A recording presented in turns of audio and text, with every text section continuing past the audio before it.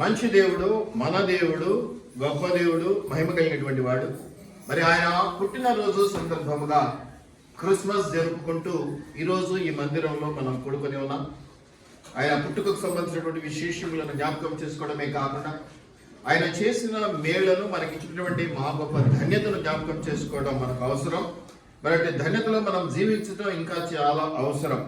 This is the best season అంటారు. ఇది ఒక మంచి సీజన్ అంటారు కదా, ఒక్కొక్క సీజన్ ఉంటుంది కదా, అట్లాగా ఇది ఒక best season for the good reason. మంచి రీజన్, మంచి కారణం నిమిత్తం ఏర్పాటు చేయబడినటువంటి మంచి సీజన్ అనేసి ఈ యొక్క మాసమును లేదా ఈ సందర్భాన్ని మనం జ్ఞాపకం చేసుకుంటూ ఉంటాం.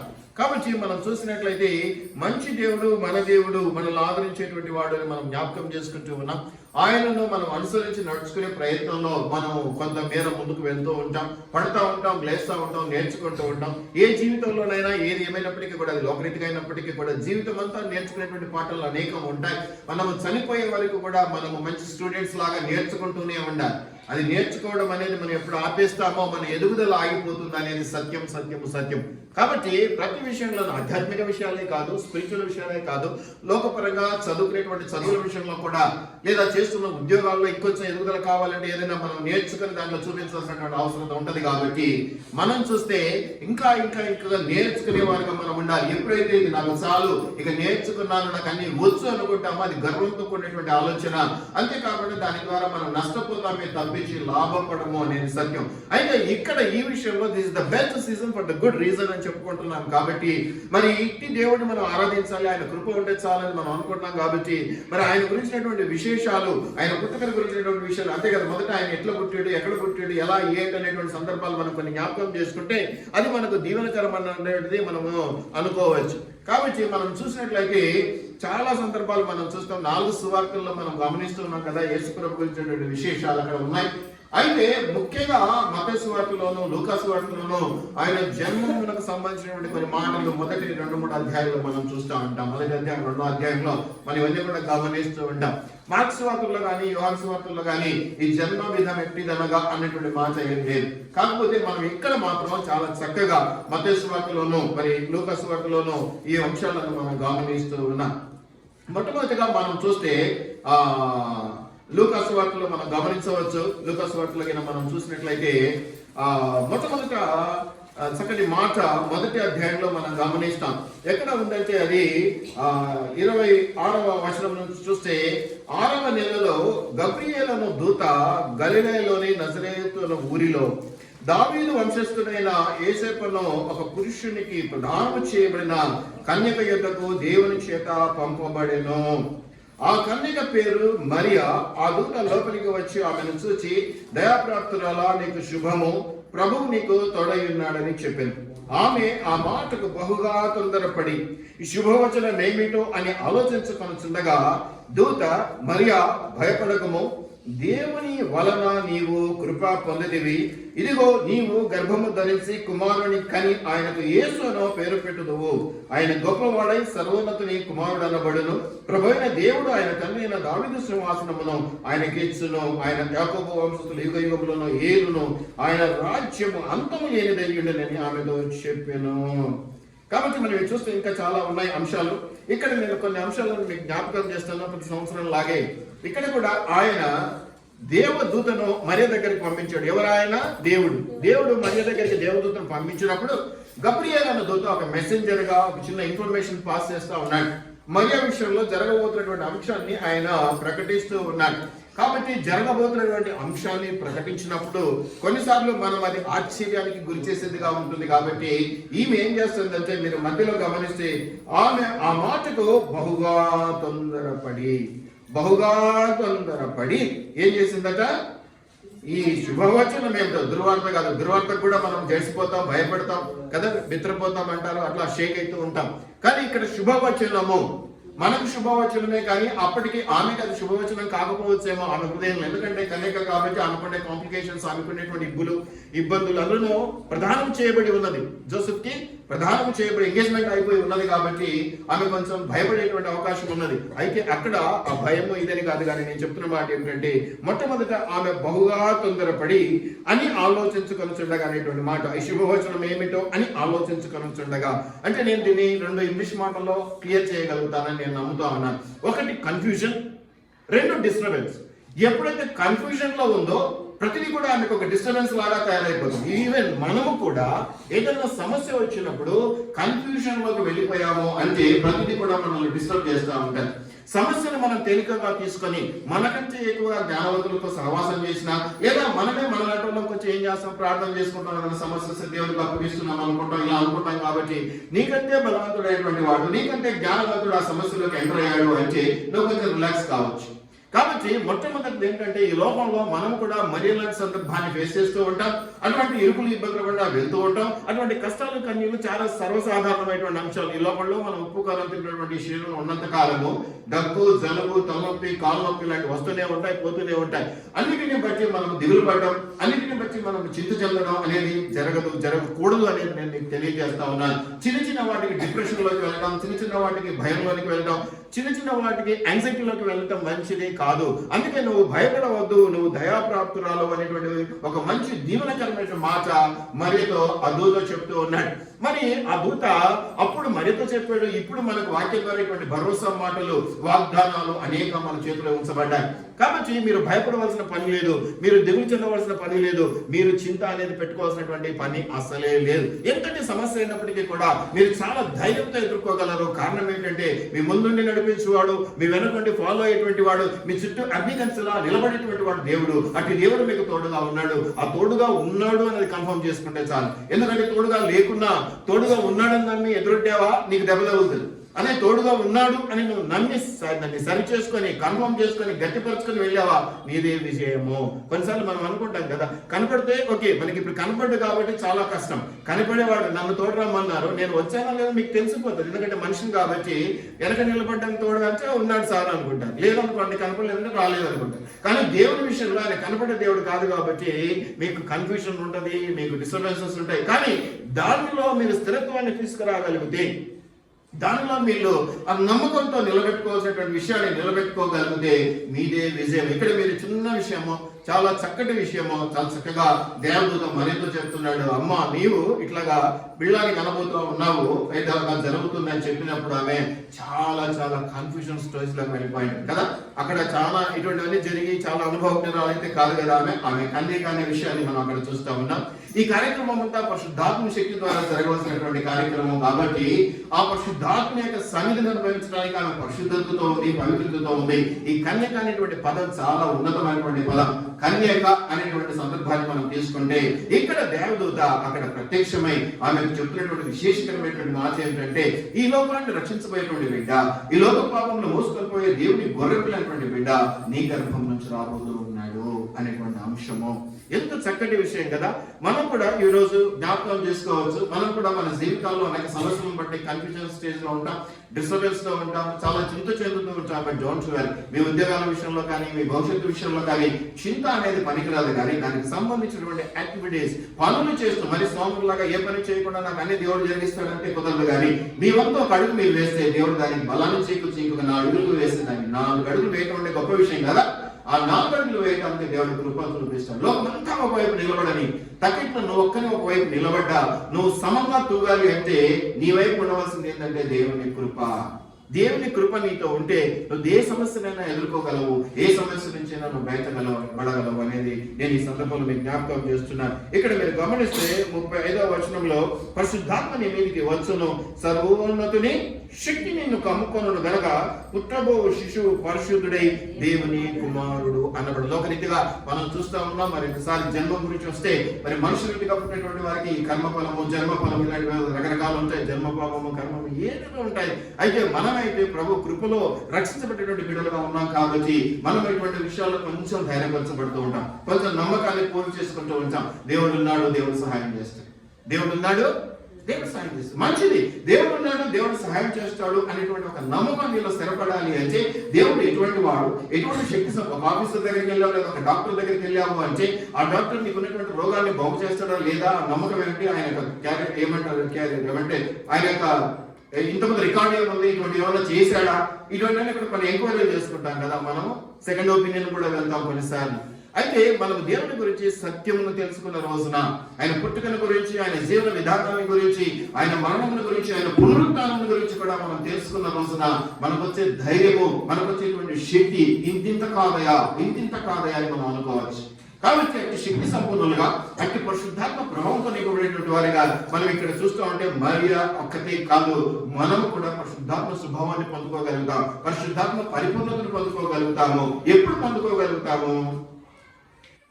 పరిశుద్ధులుగా ఉన్న రోజున, పవిత్రులుగా ఉన్న రోజున, దేవుని కృపను పొందుకున్న బిడ్డలుగా ఉన్న రోజున. హృదయశుద్ధి గల వారు ధన్యులు, వారు దేవుని చూచేంత దూరంలో దగ్గరగా నిలబడి చూడగలిగినటువంటి స్థితిలో ఉండాలి అంటే హృదయం శుద్ధిగా ఉండాలి.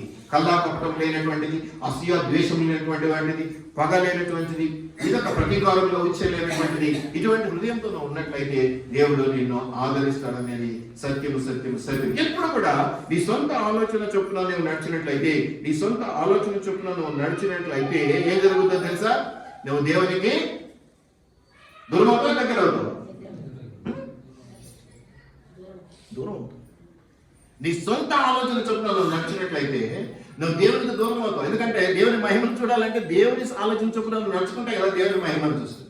నేనేంటో, నా పని ఏంటో, నా శక్తి ఏంటో, నా పలుపడి ఏంటో, నా పరిస్థితి ఏంటో, నా ప్రేమ ఏంటో తెలుసుకోవాలంటే నాకు అప్పగించాలి. కానీ ఇంకా నువ్వు చేసుకుంటే నువ్వు పక్కన నిలబెట్టుకుంటే నా గురించి నీకేం తెలుస్తుంది? కాబట్టి ప్రభు వైపు మీరు సామెతల గ్రంథంలో మీరు చూసినట్లయితే 3వ అధ్యాయంలో ఈ మాట మనం చక్కగా చూడగలుగుతాం. 3వ అధ్యాయంలో మనం చూస్తే 4వ వచనం చూస్తే, 3వ అధ్యాయం 4వ వచనం నుంచి చూస్తే, అప్పుడు దేవుని దృష్టి యందును మానవుల దృష్టి యందును నీవు దయ నుండి మంచివాడవని అనిపించుకుందువు, నీ స్వబుద్ధిని ఆధారము చేసుకొనగా, నీ స్వంత జ్ఞానాన్ని జ్ఞానతను మొత్తం నేర్చుకున్న దాన్ని అంతా కూడా ఇంప్లిమెంట్ చేస్తాను, నాకు చాలా పెద్ద జ్ఞానం ఉన్నది, నాకు చాలా పెద్ద ఇది ఉన్నది అని నువ్వు అనుకుంటే నువ్వు దేవునికి దూరంగా జరిగాడు. అందుకని స్వబుద్ధిని ఆధారము చేసుకొనగా నీ పూర్ణ హృదయముతో యెహోవా యందు నమ్మకం ఉంచుము, నీ ప్రవర్తన అంతటి యందు ఆయన అధికారమును ఒప్పుకొనుము. నీ ప్రవర్తన అంతటి యందు ఆయన అధికారం ఒప్పుకోవాలి. ఆయన చేయగలడని, ఆయన శక్తి సామర్థ్యం కలిగినటువంటి దేవుడని, ఆయన నిన్ను ఇష్టపడుతున్నాడని, నీ కొరకు మేలైనదే చేస్తాడు అన్నది సత్యం అన్న అంశాలను నువ్వు గమనించుకుంటే, అది నువ్వు నేర్చుకోగలిగితే చక్కగా దేవుని యొక్క కృపను పొందుకోగలుగుతావు. దయాప్రాప్తురాల అని మరి మనం అన్నట్టుగానే దయాప్రాప్తురాల అని నిన్ను నన్ను కూడా అనే స్టేజ్ లో మనం ఉంటాం. ఎప్పుడైతే దేవుడు మనుషుల దయను పొందుకుంటేనే ఈ రోజు వాళ్ళు మనకి ఏమైనా చేయగలుగుతారు, మనల్ని ప్రేమించేవాళ్ళు. అట్లాంటప్పుడు దేవుడే మనల్ని ప్రేమించి దేవుడైనా మనం పొందుకోగలిగితే మనము ఏదైనా పొందుకోగలం. దేవుని యొక్క నుంచి అడుగు వాటి కంటే ఊహించు వాటి కంటే అధికంగా చేసే సామర్థ్యం కలిగినటువంటి దేవుడు ఆయన. ఈ వాక్యంలో మనకి ఇవ్వబడినటువంటి భరోసా, వాగ్దానం ఉన్నది. కాబట్టి అట్టి వాగ్దాన ఫలములు పొందుకోవాలంటే వాగ్దానముల నుంచి నెరవేర్చు వాడవు నీవే. అన్ని బాగానే ఉన్నాయి, తగినట్టు నువ్వు ఉన్నావా, తీసుకోగలిగిన స్టేజ్లో నువ్వు ఉన్నావా, అటు యథార్థత కలిగి నువ్వు ఉన్నావా అనేది నువ్వు గమనించుకోవాలి. ప్రతిదానికి ఒక స్థితి, ఒక లిమిట్ ఉంటుంది. కృపతో ఇచ్చేటివి, దయతో ఇచ్చేటివి కొన్ని ఉంటాయి, అవి ఇవ్వడం నేను అనడం లేదు. దాని తర్వాత ఒక స్టేజ్కి వచ్చిన తర్వాత నా అన్న వాళ్ళకి మనం ఇస్తాం, నా అనుకున్న వాళ్ళకి మనం పెడతాం. చూడండి, మనం చేసుకున్న స్వీట్ కానీ చేసుకున్నటువంటి పిండి వంటలు క్రిస్మస్ కాబట్టి చాలా చేసుకొని ఉంటాం. చేసుకున్న డేక్షా మొత్తం పక్కన ఇచ్చేస్తున్నారా మీరు కదా? కొంత ఇచ్చి మిగతా కొంత మీరు పెట్టుకొని ఇలాగా మీరు పంచడం జరుగుతూ ఉంటారు. కానీ మీరు మీ సొంత వాళ్ళకి ఇవ్వాల్సి వస్తే మొత్తం ఇవ్వడానికి మీరు సిద్ధపడతారు. అట్లాగా దేవుడు కూడా సొంతమైనటువంటి వారికి, తనను ప్రేమించే వారికి, తన దయా సంకల్పం చొప్పున పిలువబడినటువంటి వారికి, తాను ఏర్పాటు చేసుకున్న వారికి ఆయన దయతో, కృపతో, కనికరంతో సహాయం చేస్తూ ఉంటాడు. ఎప్పుడో వచ్చి ఎప్పుడో పోయి తనదంటూ ఖాళీ రీతిలో మనం నడుచుకునేటువంటి పరిస్థితుల్లో మనం ఉంటే, మన వరకు, మన కంటి వరకు, మన ఆలోచన వరకు మేమంటే మనం యథార్థంగానే ఉన్నాం, మేము ప్రతి ఆదివారం చర్చికి వెళ్తాం, మేము ప్రతి ఆదివారం బైబిల్ పట్టుకుంటాం, ఇలా రకరకాలుగా ఆలోచన చేస్తూ ఉంటారు. కానీ దేవునికి తగినట్టుగానే మాట మీరు జ్ఞాపకం చేసుకోవాలి. తన ప్రియులు నిద్రించుచుండగానే వారు మీకు నేను జ్ఞాపకం చేస్తాను. అంటే అన్ని నువ్వు చేసినా తనకు ప్రియుడు కాకపోతే నీకేమి జరగదు. తనకు ప్రియుడుగా ఉండాలి, నేను ఒకరికి ప్రియుడుగా ఉండాలి, ఇష్టమైన వాడిగా ఉండాలి అంటే ఎలా ఉంటే ఇష్టమైన వాడిగా ఉంటాను నేను, వాళ్ళకి నచ్చినట్లు, వాళ్ళకి ఏదైనా ఇదైతే వాళ్ళకి ఇబ్బంది వస్తే నేను ఆదుకుంటూ కదా, నన్ను నేను వారికి దాసునిగా మార్చుకుంటే వారి ప్రేమను నేను పొందుకోగలుగుతాను. నన్ను నేను వారికి దాసునిగా మార్చుకుంటే వారి ప్రేమను నేను పొందుకోగలుగుతాను. నేను ఎవరినైనా ప్రేమించాలి అని అన్నానంటే నేను వారికి దాసునిగా పనిచేయవలసినది మనకు వాక్యం నేర్పించేటువంటి సత్యం. కాబట్టి మనం వీటిని గమనించుకున్నట్లయితే చక్కగా దేవుని కృపను పొందుకొని దయాప్రాప్తులైనటువంటి మరియ పొందుకున్నటువంటి శుభవచనాలను మనం కూడా పొందుకోగలుగుతాం. మొట్టమొదటి మాటగా ఇది నేను చెప్తున్నటువంటి విషయం. కాబట్టి ఆమె కన్ఫ్యూజన్ స్టేజ్లో ఉంది, డిస్టర్బెన్స్ స్థితిలో ఉంది. దాని నుంచి బయటపడాలి అంటే దేవుని తోడు అవసరమై ఉన్నది. అందుకే దేవుడైతే స్వయంగా తన దూతను పంపించినటువంటి పరిస్థితిని మనం ఇక్కడ చూస్తూ ఉన్నాం. దేవుడు తోడుగా ఉండటానికి మరియ కడుపున పుట్టేటువంటి బిడ్డ పేరేంటి? మరియ కడుపున ఎవరు పుట్టారు? యేసు పుట్టారు. యేసు పేరేంటి? ఏంటండి మీరు యేసు అని చెప్తున్నారు, మళ్ళీ యేసు పేరు అంటున్నారు ఏంటి అంటున్నారా? క్రీస్తు. కానీ యాక్చువల్గా అది యేసు క్రీస్తు. యేసు అనగా రక్షకుడు. మత్తయి సువార్తలో మీరు చూసినట్లయితే మొదటి అధ్యాయంలో కనుక మీరు గమనించినట్లయితే యేసు క్రీస్తు అనేది ఫుల్ లైఫ్. యేసు అంటే రక్షకుడు, క్రీస్తు అంటే అభిషేక్తుడు, అభిషేకించబడినటువంటి వాడు. ఈ అభిషేకించబడడం అనేది చాలా గొప్ప విషయం. అభిషేకించబడినటువంటి వారి పట్ల దేవుడు ఎంతో కనికరాన్ని చూపిస్తూ ఉంటాడు. అభిషేకించబడినటువంటి వారి కొరకు దేవుడు చాలా సహాయం చేస్తూ ఉంటాడు అనేది సత్య మార్గము అనేది నేను జ్ఞాపకం చేస్తూ ఉన్నాను. ఈవెన్ మనకు దావీదు విషయంలో చూస్తే మరి కీర్తనలు 18వ అధ్యాయము ఆ చివరి వచనంలో కింద మీరు చూస్తే అభిషేకించిన దావీదునకు అతని సంతానమునకును నిత్యము కనికరము చూపువాడు. ఈ అభిషేకించబడినటువంటి స్థితిలోనే మనం రావాలి. అందరిలాగా ఉన్నాం. నేను మొన్న చెప్పాను, క్రైస్తవులు అంతా మేడిపడిలాగా అయిపోతున్నారు. అదే పరిస్థితి వస్తున్నది. దాని నుంచి బయటపడాలి, సత్య సంపూర్ణతలోనికి రావాలి, నిజమైన ప్రేమను ప్రకటించాలి. మతం కాదు, మానవత్వం ముఖ్యం, ప్రేమ ముఖ్యం. ఇవన్నీ మనం గమనించుకోవాలి అని చెప్పడం జరిగింది. అయితే దాంట్లో కూడా మంచిగా ఫాలో అవటం కాదు, వినటం కాదు. మీకు చెప్పాను, అది కూడా నేను మళ్ళీ జ్ఞాపకం చేస్తాను ఈరోజు. వినటం కాదు, అనుసరించి నడుచుకోవడం చాలా ముఖ్యం. ఈ అనుసరించడంలో కూడా చాలా విధానాలు ఉన్నాయి. ఈ పద్ధతుల్లో మనం ఏది శ్రేష్టమైనదో దాని మీద పట్టుకొని నిలబడగలిగితే మనకే ఎక్కువగా దీవెనలు జరుగుతాయి కదా. పరీక్ష రాసి బాగా రాస్తారు, అందరూ రాస్తారు. క్లాస్ ఫస్ట్ ఒకటే వస్తాడు, 2-3 అయితే రాదు. దాంట్లో మళ్ళీ 100 తెచ్చుకున్న వాళ్ళు 10 మార్కుల నుంచి 90 వచ్చిన వాళ్ళు 10 నుండి 35 మార్కులతో బొట్టబడికి పాస్. అందరూ పాస్ అయినారు అంటారు, కానీ మళ్ళీ దాంట్లో గ్రేడ్స్ ఉన్నాయా లేదా? అట్లా మనం కూడా మన భక్తిలోనూ మన విశ్వాసంలోనూ మనం దేవుని పట్ల చూపించిన ప్రేమలోనూ ఖచ్చితమైనటువంటి గ్రేడ్ పొందుకోవాలి. ఏ గ్రేడ్ పొందుకుంటే బాగుంటది? ఏ గ్రేడ్ పొందుకుంటే బాగుంటది?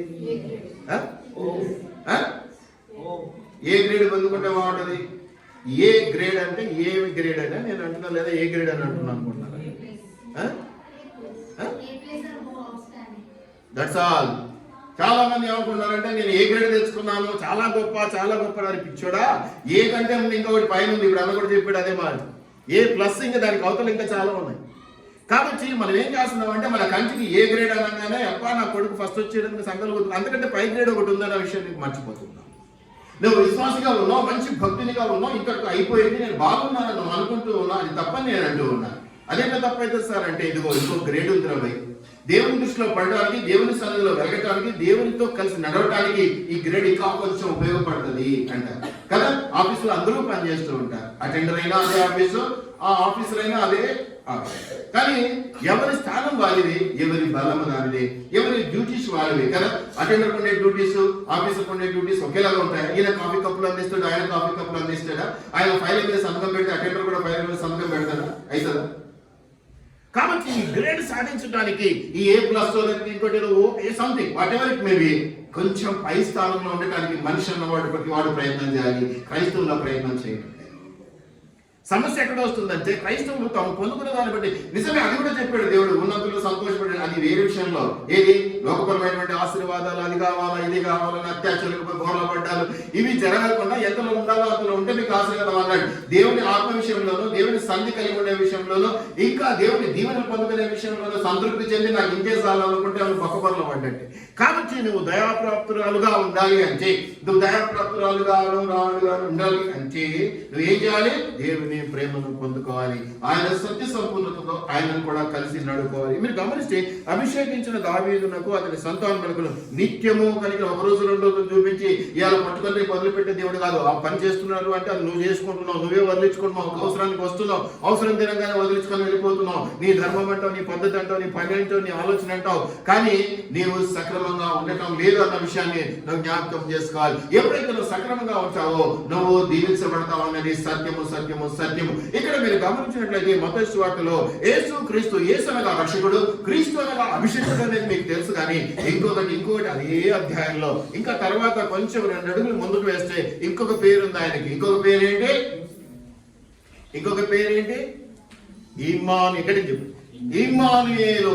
ఇమ్మానుయేలు అన్న మాటకు దేవుడు మనకు తోడై ఉన్నాడు అనేది అర్థం. కాబట్టి ఈ రోజు నువ్వు నడవాలి, ఇవాళ నువ్వు ప్రయాణించాలంటే నీకు ఒక తోడు కావాలి అని నువ్వు అనుకుంటే ఆ తోడు దేవుడు చక్కగా ఇవ్వగలిగినటువంటి తోడు అనేది నేను మీకు తెలియజెప్తాను. ఆయన పేరే ఇమ్మానుయేలు, అంటే తోడైంది నడిపించేటువంటి వాడు. ఇదిగో ఆ పని ఉంది, నువ్వు వెళ్ళిపో, నేను తర్వాత వస్తానని చెప్పే దేవుడు కాదు. ఇదిగో పోరా పదా అని చేతిలో చేయి వేసి నడిపించేటువంటి దేవుడు. నీ తప్పుట అడుగులను, నీ బలహీనతలను తనవాడిగా అంటే చేయి పట్టుకున్నాడంటే నువ్వు పడిపోవడం వాడికి ఇష్టం ఉండదు, నువ్వు తక్కువ పడడం ఇష్టం ఉండదు, నువ్వు ఇంకొక దారి మళ్ళీ నువ్వు ఇష్టం ఉండదు. అలాగే చక్కగా అన్ని చూసుకుంటూ నడిపించేటువంటి దేవుడు. అందుకే ఆయన యేసు క్రీస్తు మాత్రమే కాదు, యేసు ప్రభువుగా, లోక రక్షకుడుగా, అభిషిక్తుడుగా వచ్చి లోక పాపంలో నుంచి మనకు విడుదల దయచేసేటువంటి వాడే కాదు. అంతేకాదు దాని నుంచి జారిపోకుండా, పడిపోకుండా, తప్పులు విడిపోకుండా, ముద్దుపడి అలగొట్టుకోకుండా చేయి పట్టి తోడై నడిపించేటువంటి దేవుడు. అందుకే ఆయనకి మత్తయి సువార్తలో ఆ మాట చాలా చక్కగా రాయబడి ఉన్నది. ఆయనకి ఇమ్మానుయేలు అనే పేరు పెట్టింది. భాషాంతరమున ఆ మాటకు దేవుడు మనకు తోడని అర్థము, తోడైంది నడిపించేటువంటి వాడు అనేది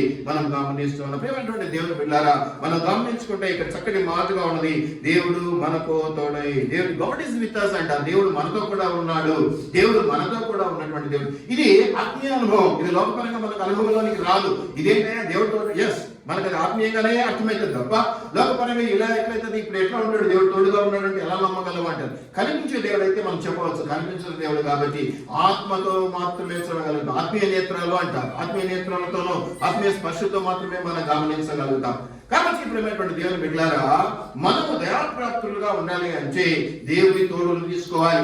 దేవుడు తోడుగా రావాలి అంటే ఆయన మన మీద కృప ఉండాలి. దేవుడు అప్పుడే తోడుగా వస్తాడు. ఆయన కృప దయ మన మీద ఉండాలి అంటే మనం ఎట్లా ఉంటే ఆయన కృపను, ఆయన దయను మనం పొందుకుంటామో మనకు తెలిసి ఉండాలి.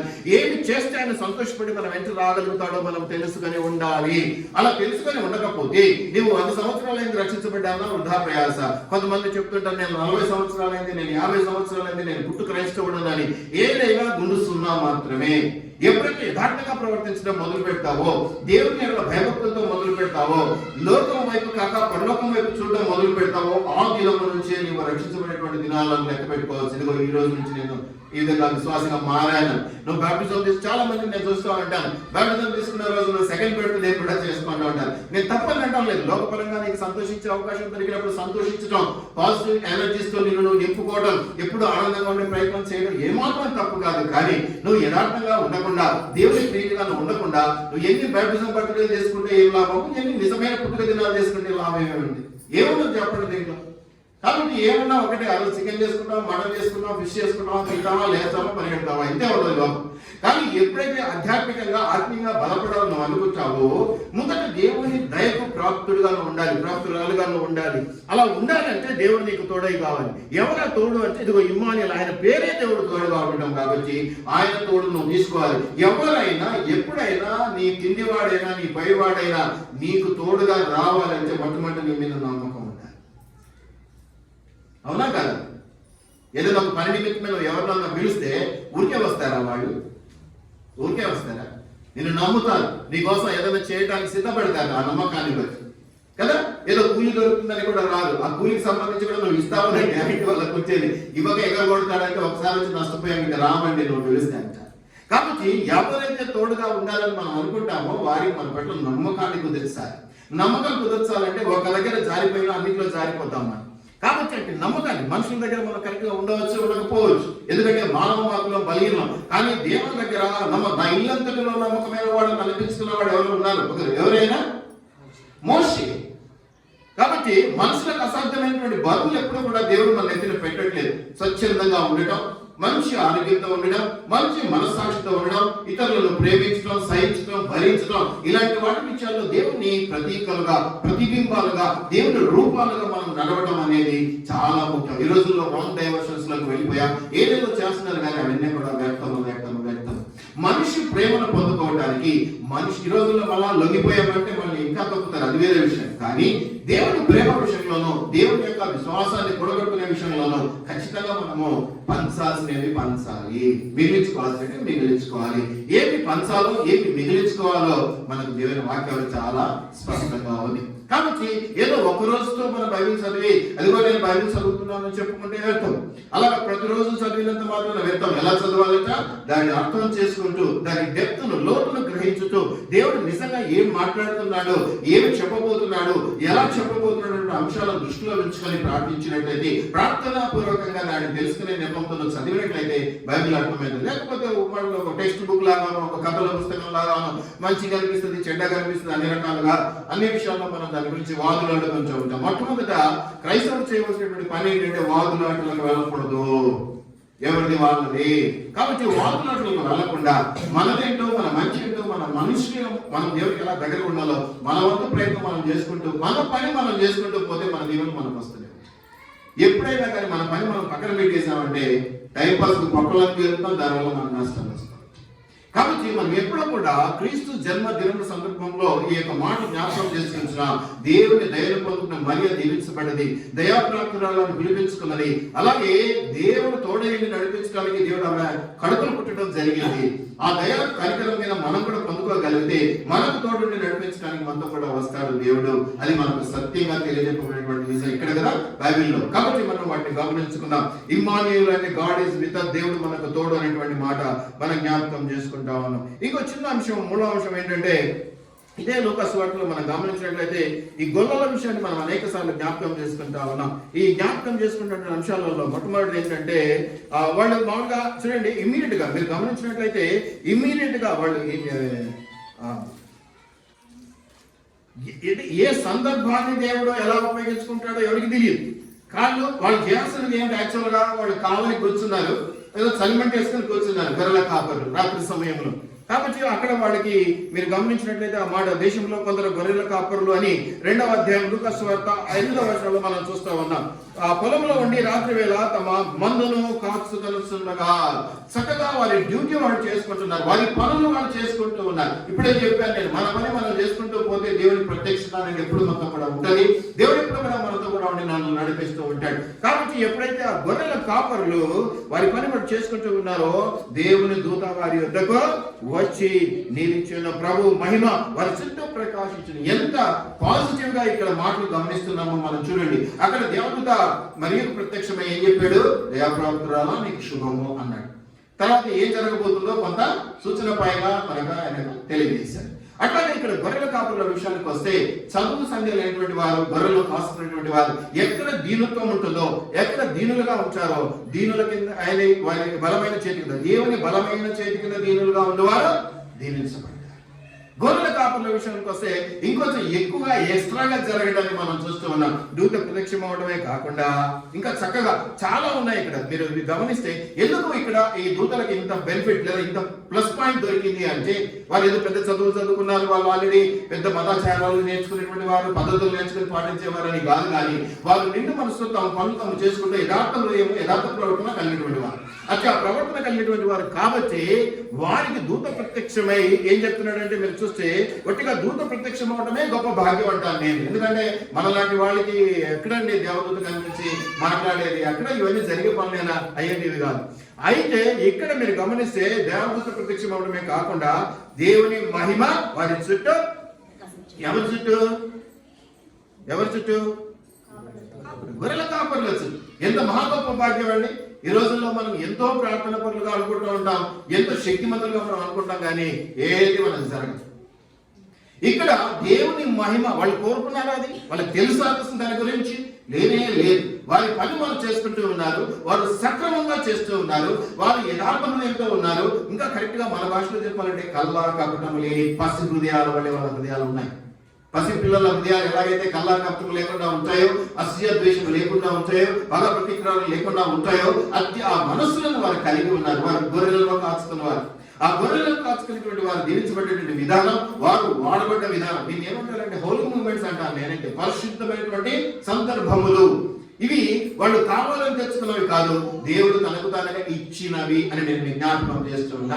కాబట్టి నేను చదువు లేని వాడిని, నేను ధనం లేనటువంటి వాడిని, నేను అందగాని కాదు, లేకపోతే మాట తెలుసు సరిగా లేదు. ఇది మోషే కూడా అన్నాడు, నాకు మాట తెలుసు సరిగా లేదు, కానీ అద్భుతంగా వాడుకున్నాడు దేవుడు. ఎందుకు వాడుకున్నాడంటే మోషే తల వంచి విధేయత చూపించి నువ్వు ఏం చెప్పేది చేయడానికి నేను సిద్ధమే అన్నాడు.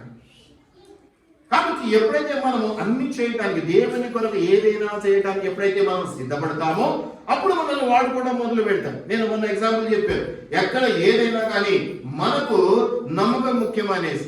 ఒక చీకటి గదిలో ఒక వ్యక్తి బంధించబడి ఉన్నాడు, చాలా ప్రాణ పరిస్థితిలో ఉన్నాడు. అయితే ఆ ప్రాణ పరిస్థితిలో ఉన్నటువంటి వాడికి ఒకే ఒక బాటిల్ కనిపిస్తా ఉంది. ఆ బాటిల్ మీద విషము అని రాయబడి. కాబట్టి ఏంటో తెలియదు, ఎందుకో తెలియదు, ఆల్రెడీ ప్రాణాపాయ స్థితిలో ఉన్నాడు, ప్రాణం పోతుంది. పక్కన చూస్తేనేమో కాస్త మంచినీళ్ళు దొరికేది కాదు కదా, ఏదైనా మందు బాగా దొరికేది కాదు కదా, విషయం ఉన్నట్టు. కాబట్టి ఎవరో స్వరం వినపడింది, వాళ్ళ కుటుంబస్తులలో ఇరువురు వారు అది తాగు అని చెప్పారు. ఒప్పుకున్నాడా? ఒప్పుకోలేదు. ఇంకా ఏదో స్వరం వినపడింది, వాళ్ళ ఆఫీసర్లో ఏదో ఒప్పుకున్నాడా? తాగు. ఇక చివరిగా దైవ స్వరం వినపడింది, దేవుడు నేను పూజించున్న దేవుడును, నేను చెప్తున్నాను అది తాగు, నీకు స్వస్థత కలుగుతుంది. వెంటనే తాగాడు, స్వస్థత పడి.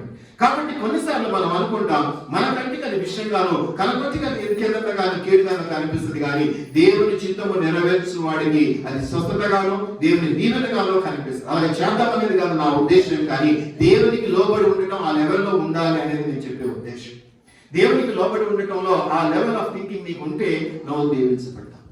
ఆ ఆలోచన విధానం నీకుంటే పర్వాలేదు, నేను దేవుడికి ఏదైనా చేస్తాను అని ఒక మంచి బలమైన విశ్వాసం నీకుంటే, నువ్వు ఆదివారం రావడానికి ఇబ్బంది పడుతున్నావు, ఇంకేదైనా దేవుడి కొరకు చేయడానికి ఇబ్బంది పడుతున్నావు అంటే నిజమైన ప్రేమ కాదు, ఓన్లీ అవసరార్థం వస్తున్నటువంటి ప్రేమ.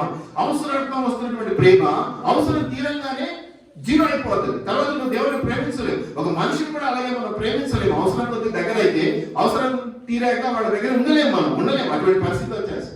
కాబట్టి ఎప్పుడు కూడా దైవిక ప్రేమ అనేటువంటి అంశాన్ని మనం జ్ఞాపకం చేసుకుంటూ ఉంటాం. సహోదర ప్రేమ, భార్యాభర్తల ప్రేమ, తల్లిదండ్రుల ప్రేమ, అక్కచెల్లెల ప్రేమ, అన్నదమ్ముల ప్రేమ, ఇరువురు వారి ప్రేమ, ఇలాగ ప్రేమ రకరకాలు. అందరినీ ఒకే రకమైన, అందరినీ ప్రేమ అని పిలుస్తాం, కానీ అన్ని ప్రేమలు ఒక రకమైనవి కావండి. వాటిలో అత్యున్నతమైన ప్రేమ అగాప ప్రేమ అని పిలువబడుతుంది. అగాపే ప్రేమ అంటే దైవిక ప్రేమ. ఈ దైవిక ప్రేమనే మనం ఈరోజు చూస్తూ ఉన్నాం. ఆయన సర్వశక్తిమంతుడైనటువంటి దేవుడు, తండ్రి కుడి పార్శ్వమున అధికారంతో కూర్చున్నటువంటి వాడు. అయితే ఆ కూర్చున్నటువంటి దేవుడు ఈ రోజు మరియ గర్భమున ఈ లోకంలోకి వచ్చాడు అనేది మనం ఈరోజు అంశంగా చెప్పుకుంటున్నాం. క్రీస్తు పుట్టుకల గురించి అంత అవసరం ఏమొచ్చిందంటే ఆయన ప్రేమలో పడిపోయాడు. Following love. అంత గొప్ప దేవుడు ఎటువంటి ప్రేమలో పడ్డాడంటే దరిద్రులము, నికృష్టులము, ఇంకా ఏదైనా చేయకూడదు అదే చేసేటువంటి మానవ మురికి స్వభావమైనటువంటి మన మీద ప్రేమలో పడ్డాడు. కాబట్టి పైనుంచి నువ్వు కడుక్కో, శుభ్రపడు, నా దగ్గరికి రా అంటే మనకు వీలు కావట్లా. ఆ కడగడానికి ఆయన వచ్చాడు, ఆ తుడవడానికి ఆయన ఒక తల్లిలాగా వచ్చాడు, కడగడానికి తండ్రిలాగా వచ్చాడు, స్నేహితులాగా వచ్చాడు. ఈ లోకంలో 33.5 సంవత్సరాలు చేసినటువంటి పనులు ఏంటో మనకు తెలుసు. చిలువలో ఎలాగైతే బలియాగంగా అర్పించబడ్డాడో మనకు తెలుసు. ఇన్ని తెలిసి మనం చప్పట్లు కొడుతుంటాం ఎక్కడైనా వాక్యం చెప్తూ ఉంటే, కానీ మన మనసులో ఆ మార్పు ఉందా లేదా అనేది మనం గమనించుకోవట్లేదు. మళ్ళీ నేను అదే చెప్తున్నాను, మేడి పండు చందానం ఉండటం వల్ల ఉపయోగం లేదండి. మేడి పండు చూడ మేడిమయుడు, పొట్ట విప్పి చూడ పురుగులు, అలా ఉంటే ఉండకూడదు. యథార్థతతో ఉండాలి, నిష్కప్తంగా ఉండాలి. పావురం వలె వివేకులను, పాముల వలె వివేకులు, పావురం వలె నిష్కపటులై ఉండాలనేది మనం గమనిస్తూ ఉన్నాం. కాబట్టి ఇప్పుడు దేవుని బిడ్డలారా, if you are in confusion state or disturbed state, దేవుడి దగ్గరికి రండి. దేవుడు మీకు తోడై ఉన్నాడు. మరి దేవుడి దగ్గరికి వచ్చి తోడై ఉండాలంటే నువ్వు ఎలా ఉండాలంటే ఒక చిన్న ఎగ్జాంపుల్. మళ్ళీ గొర్రెల కాపర్లు మళ్ళీ ఈ గొర్రెల కాపర్లు ఎలా ఉన్నారంటే తమ పని వాళ్ళు చేసుకుంటున్నారు యథార్థంగా, మంచి స్వచ్ఛమైన హృదయంతో. దేవుడు దూత వారికి ప్రత్యక్షమయ్యాడు. అంతేకాకుండా ఆయన ఏమని చెప్తున్నాడో అనే దానికంటే ముందుగా దేవుని మహిమ, ప్రభువు మహిమ వారి తట్టు ప్రకాశించినందున వారు మిక్కిలి భయపడిరి. అక్కడేమో కొంచెం ఆలోచన చేసింది, ఇక్కడ భయం. అందుకనే మీరు భయపడవద్దారంటే మాట బైబిల్ గ్రంథంలో దాదాపు 365 సార్లు ఉంది అనేది మనం చెప్పుకుంటూ ఉంటాం. రోజుకు ఒక్కసారి ఆ మాట చదువుకున్న సంవత్సరం గడిచిపోవాలి. భయపడవద్దు, భయపడవద్దు. కాబట్టి ఎక్కడో ఉండి ఏదో చెప్తే భయం వేస్తుందని ఆయన ఈ లోకానికి వచ్చి తోడుని నడిపిస్తూ చేయబట్టుకున్నాడు. నీ చేయబట్టుకొని నేను నడిపిస్తున్నానంటే నువ్వు భయపడక్కర్లేదు అనేది అర్థం దాన్ని, అంతేనా? అలా లేకపోతే నువ్వు పోయినప్పుడు నేను మైండ్ వస్తాము అని చెప్పే రకంగా ఉండాలి. అలా లేడు మన దేవుడు. కాబట్టి మనం గమనించుకోవాలి, ఆయన తోడైంది నడిపించేటువంటి వాడు. కాబట్టి ఆయన ఈ విధంగా మనల్ని గమనిస్తారు. ఇక్కడ మీరు మళ్ళీ ఈ ప్యాసేజ్ లో మీరు ఒకసారి గమనించండి. ఈ దేవుని పుట్టుకను గురించినటువంటి అంశాలు, ప్రజలందరికీ కలగబోవు మహా సంతోషకరమైన స్వర్తమానం నేను మీకు తెలియజేస్తున్నాను అంటున్నాడు దూత. ఏమంటాడు? నీకు, నాకు, ఇగో బెత్లెహేములో ఉన్నటువంటి వారికి, లేదా నజరేతులో ఉన్నటువంటి వారికి, లేదా యూదా పట్టణంలో ఉన్నటువంటి వారికి, లేదా ఇశ్రాయేలీయులకు కలుగు శుభవర్తమానము. ఏమంది అక్కడ? ప్రజలందరికీ. ఇది మీరు జ్ఞాపకం పెట్టుకోవాలి. యేసు ప్రభు కొందరికీ దేవుడు అని లేదు బైబిల్లో. అందరికీ ప్రభు అనే మాట మనం స్పష్టంగా చూడగలుగుతాం. అందరికీ ప్రభు, అందరికీ దేవుడు. కాబట్టి మనం ఎవరిని తోసివేయాల్సిన అవసరం లేదు. అందరం ఒకటి, ఒక గొడుగు కింద, ఒక నీడలో బ్రతికేటువంటి వాడు. ఒకరినొకరు ప్రేమించుకోవాలి, ఒకరికొకరు సహాయం చేసుకోవాలి. మనకు ఈ యొక్క జన్మం ఇచ్చినటువంటి వారు ముగింపు అంటే మరణం వరకు కూడా ఇది సాధారణ అంటే ప్రేమను పనిచేసే భావాన్ని కలిగి ముందుకు నడవాలని మనకి ఇక్కడ జ్ఞాపకం చేయబడతా ఉన్నది. కాబట్టి ప్రజలందరికీ కలుగు మామూలు శుభవార్త కాదండి, సంతోషకరమైన సువర్తమానం అనేది మనం ఇక్కడ చూస్తా ఉన్నాం. ఈయన ప్రభు అయిన క్రీస్తు, దానికి దీన్ని కానవాళ్ళు అని శిశువు గురించి పశువుల తొట్టిలో అనే మాట మనం ఇక్కడ చూస్తా ఉన్నాం. మరి 11వ వచనంలో మీరు చూస్తే, వెంటనే పరలోక సైన్య సమూహము ఆ దూతతో కూడా నుండి. ఒకటి చూడండి, దూత మాట్లాడడానికి వచ్చాడు, అంతవరకు బాగానే ఉంది. దూతతో పాటు దేవుని మహిమ వాళ్ళ చుట్టూ వచ్చి నిలబడింది, ఆ గొర్రెల కాపుల చుట్టూ. ఇది ఇంకా గ్రేట్. దాంతో పాటు ఇంకా ఏం దిగొచ్చారండి? వాళ్ళే పెద్ద ప్రార్థన పరులా? వాళ్ళు ఏమైనా ఇంకా కొద్దిగా పరిశుద్ధంగా ఉన్నారు, లేకపోతే ఇంకేమైనా వాళ్ళ గురించి వివరాలు ఉన్నాయా? గొర్రెల కాపుల గురించి దేవుడే దిగొచ్చినంత గొప్ప పని ఆయన. దేవుడు దిగరాలేదు కానీ, దూతలు పంపించాడు కానీ, ఆయన మహిమ దిగొచ్చింది. అంతేకాకుండా పరలోక సైన్యం, ఈరోజు ఎంతో మంది గొప్ప భక్తులు, వాళ్ళకి ఎవరు నేను ఎగతాలు చేయట్లేదు, ఏం చేయట్లేదు, కానీ మనం ప్రార్థన చేస్తే పునాదులు కలిగించాలి. కొట్టుతో తిట్టుతో ఎవరి జోలికి వెళ్ళొద్దు. ఎవరి విషయాలు మనకు అవసరం లేదు, కానీ మనం ఏదైతే ప్రేమతో నింపబడి చేయాలో అది చేస్తూ ఉంటే చాలు. ప్రతి ఒక్కరి యోగం గురించి, ప్రతి ఒక్కరి క్షేమం గురించి, యోగక్షేమాల గురించి మనం ప్రార్థించే వారిగా ఉండాలి. మీరు ఇక్కడ చూస్తే ఏమనుందండి? దేవుడికి సైన్యము సమూహము అద్భుతతో కూడా నుండి ఏమని చెప్తున్నారండి? సర్వోన్నత దేవునికి మహిమయు, ఆయనకి ఇష్టమైన మనుషులకు భూమి మీద సమాధానము కలుగును కాక. ఎవరికండి? ప్రతి ఒక్కరిగా ఆయనకి ఇష్టలై. ఇక్కడ కూడా నేను మీకు జ్ఞాపకం చేస్తాను, ఎప్పుడైనా సరే ఎవరికైనా సరే వాళ్ళకి ఇష్టలైతే మనకు మేలు జరుగుతుంది కానీ కదా. నాకు ఇష్టలైతే నేను ఏమన్నా మేలు చేస్తాను, కానీ నేనంటే ఇష్టం లేదన్న వాళ్ళకి నేను ఏం మేలు చేయగలుగుతాను? దేవుడైనా అంతే. ఆయనకి ఇష్టమైనటువంటి వారికి, ఆయనకి ఇష్టమైన ప్రజలుగా ఉన్న వారికి ఎప్పుడు దీవెనలు ఉంటాయనేది మనం ఇక్కడ గమనిస్తున్నాం. ఇక్కడ ఒక చిన్న మాట నేను జ్ఞాపకం చేసి ముందుకు వెళ్తాను. ప్రేమటువంటి దేవుని బిడ్డలారా, ఇదంతా జరగక ముందు ఇదే 2వ అధ్యాయంలో మరి 5వ వచనంలో మీరు చూస్తే, బెత్లెహేము అనబడిన దావీదు ఊరికి వెళ్ళను అనే మాట మనం ఇక్కడ చూస్తా ఉన్నాం. ఏదో సెన్సస్ రాయడానికి వచ్చినారు, అప్పుడు అందులోకి వెళ్ళారు అనేది మరియా, ఎవరు ఇంకా జోసెఫ్ వెళ్తున్నారు అనేది చెప్తారు. ఎక్కడ ఏమనుందంటే, ఏమనుంది? దావీదు ఊరు కదా, దావీదు ఊరు. ఇది అక్కడికి వాళ్ళతో చూడండి, ప్రదానం చేయబడి గర్భవతి అయినటువంటి మరియతో కూడా ఆ సంఖ్యలో సెన్సస్ లో రాయబడడానికి గలిలయ, నజరేతు, యూదయ, బెత్లెహేము దావీదు ఊరుకి వెళ్ళాను. అవునా? దావీదు ఊరు గుర్తుపెట్టుకున్నారా? మీరు గమనించండి, ఇక్కడ 11వ వచనం చదవండి. పట్టణము. యేసు పుట్టక ముందు అది ఊరు, యేసు పుట్టిన తర్వాత అది పట్టణం. ఏమైనా మార్పులు వచ్చాయండి? దాని ఏమైనా బిల్డింగ్లు కట్టారా, ఏమైనా బ్రిడ్జిలు కట్టారా, లేకపోతే ఇంకేమైనా డెవలప్మెంట్ చేశారా? సాఫ్ట్వేర్ వచ్చిందా, అది వచ్చిందా, ఇది వచ్చిందా? ఏమీ లేదు. ఏం జరిగింది మార్పు? రక్షకుడు అక్కడ పుట్టాడు. రక్షకుడు అక్కడ పుట్టగానే అది ఏమైపోయేది? పట్టణంగా. నీ హృదయంలో దేవుడు పుడితే ఊరుగా ఉందా, నువ్వు ఏమైపోతావు? పట్టణంగా మార్చబడతావు, గొప్పగా మార్చబడతావు, దీవించబడ్డవాడిగా మార్చబడతావు. పట్టణం అంటే గొప్పగా దీవించబడేటువంటి స్థలంగా మనం ఊహించుకోవచ్చు. కాబట్టి నీ యందు దేవుడు పుట్టాలి అనేది ప్రధానమైనటువంటి అంశము. దానిలో గమనించుకోవాలి. చిన్న తేడా మీరు గమనిస్తే చాలా చక్కటి అంశం ఇది. దావీదు అన్నటువంటి ఊరు యేసు పుట్టిన తర్వాత దావీదు పట్టణంగా మార్చబడింది అనేది మనం ఇక్కడ గమనిస్తూ ఉన్నాం. ప్రేమైనటువంటి దేవుని బిడ్డలారా, అంతేకాదు మీరు ఇక్కడ చూస్తే వెంటనే చూడండి, వాళ్ళు దేవుని దూత చెప్పారు. 15వ వచనం చూడండి. ఆ దూతలు తమ యొక్క నుంచి పరలోకములకు వెళ్ళిన తర్వాత ఆ గొర్రెల కాపరులు జరిగిన ఈ కార్యమును ప్రభువు మనకు తెలియజేయుచున్నాడు. మనము బెత్లెహేమునకు వెళ్ళి చూతము రండిని ఒకరితోనొకడు చెప్పుకొని త్వరగా వెళ్ళి.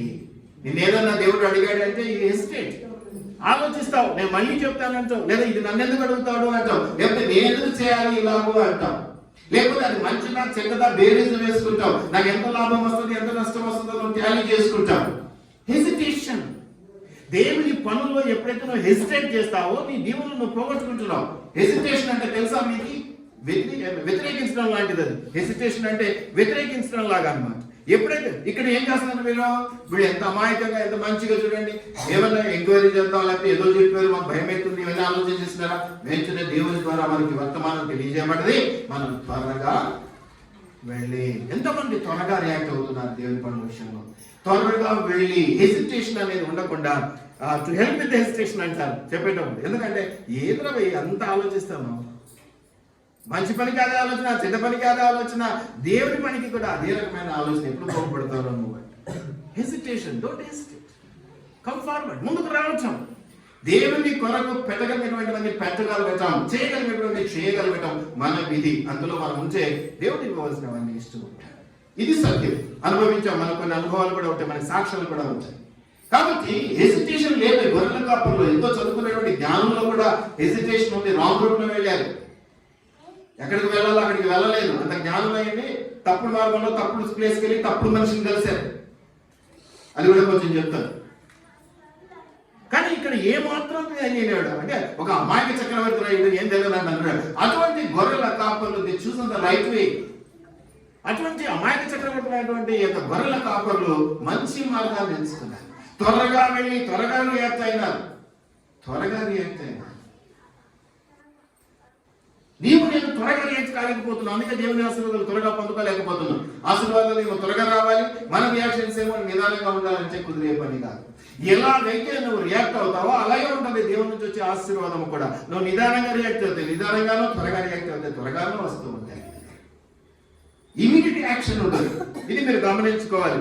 ఇక్కడ మనం గమనిస్తే త్వరగా వెళ్ళి అంటే నేనేమంటానంటే అది అంత అమాయకంగా ఉన్నారు కానీ వాళ్ళలో ఈ స్పిరిచువల్ అర్జెన్సీ కనిపించింది. ఆధ్యాత్మికమైనటువంటి త్వరబడి, అయ్యా ఇది ఏదో చాలా బాగుంది, దేవుడు ఎక్కడ పుట్టాడంటే మనం వెళ్ళాలి, తప్పకుండా చూడాలి, ఫస్ట్ మనమే చూసాం అనిపించుకోవాలి, ఫస్ట్ లిస్ట్ లో మనం ఉండాలని కొంతమంది తాపత్రయపడుతూ ఉంటారు కదా.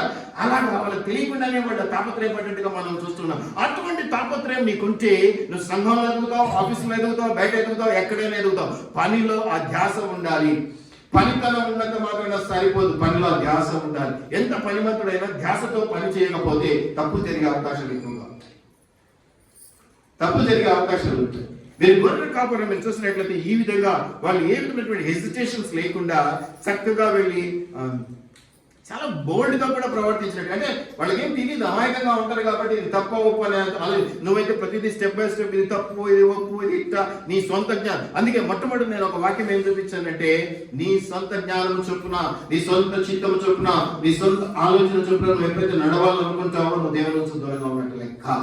నువ్వు ఏదైనా కూడా దేవుని చిత్తం చొప్పున, దేవుని ఆలోచన చొప్పున యథార్థంగా ప్రవర్తించాలని నువ్వు అనుకుంటావో దేవునితో దగ్గరగా ఉన్నట్టు లెక్క.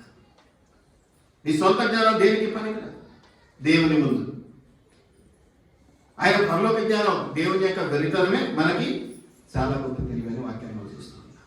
కాబట్టి మనం గమనించుకోవాలి, దేవుని కృపను పొందుకునే బిడ్డలుగా మనం ఉండాలి. కాబట్టి మనం ఇది చూసుకోవాలి. ఇవన్నీ కూడా చూడండి, వాళ్ళు గమనిస్తే వాళ్ళు ఏమేమి పొందుకున్నారంటే ప్రేమను పొందుకున్నారు, నిరీక్షణ హోప్ పొందుకున్నారు, జాయ్ సంతోషాన్ని పొందుకున్నారు అనేది మనం ఇక్కడ చూస్తాం. తొట్టిలో పడుకున్న శిశువులు చూసి వారు చూసి సత్యం తమతో చెప్పిన మాటలు ప్రచురం చేసి గొర్రెల కాపరులు ఇతరులకు చెప్పిన సంగతులకు వచ్చే మిక్కిలి ఆశ్చర్యపడితే ఇవన్నీ కూడా మనం చెప్పుకుంటూ వస్తే వారు ఎంతో చక్కటి సంతోషాన్ని అనుభవించినట్టుగా మనం చూస్తున్నాం.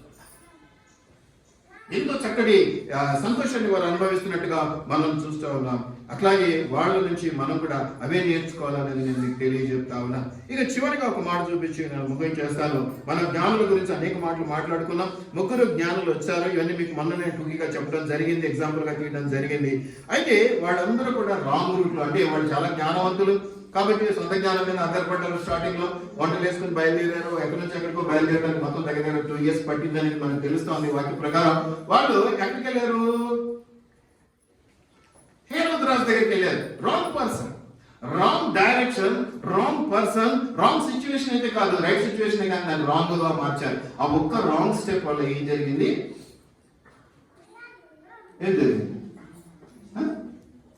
నేనే రాజునంటే ఇంకొక రాజు పుట్టాడని మీకు తెచ్చేసరికి ఆ రాజు షాక్ అయిపోయి, డిస్టర్బ్ అయిపోయి, కన్ఫ్యూజ్ అయిపోయి ఏం చేశాడు తెలుసా? 2 సంవత్సరాల లోపలందరినీ, మగ పిల్లలందరినీ చంపారు. ఎంత నష్టం జరిగిందండి, ఎంతమంది తల్లుల కడుపుకోతండి. ఒక్కసారి నువ్వు రాంగ్ డైరెక్షన్ లో రాంగ్ పర్సన్ ని రాంగ్ విధంగా వెళ్తే నీకు జరిగే నష్టం అంత కాదు. నువ్వు ఏదైతే నష్టం అనుకుంటున్నావో, ఏదైతే బాధ అనుకుంటున్నావో అది నువ్వు దేవుని చేత పొందుకుంటే దాన్ని లాభంగా మార్చగలిగేటువంటి సామర్థ్యం ఎవరికి? దేవుడికి. ఇది నువ్వు గమనించుకోవాలి. అంతేకాదు వాళ్ళు చేసినటువంటి చిన్న పని నేను మీకు జ్ఞాపకం చేస్తాను. మొట్టమొదటి ఏంటంటే వాళ్ళు చూచిరి. ఎక్కడుందండి అది? వాళ్ళు చూచిరి. ఏమనుందండి?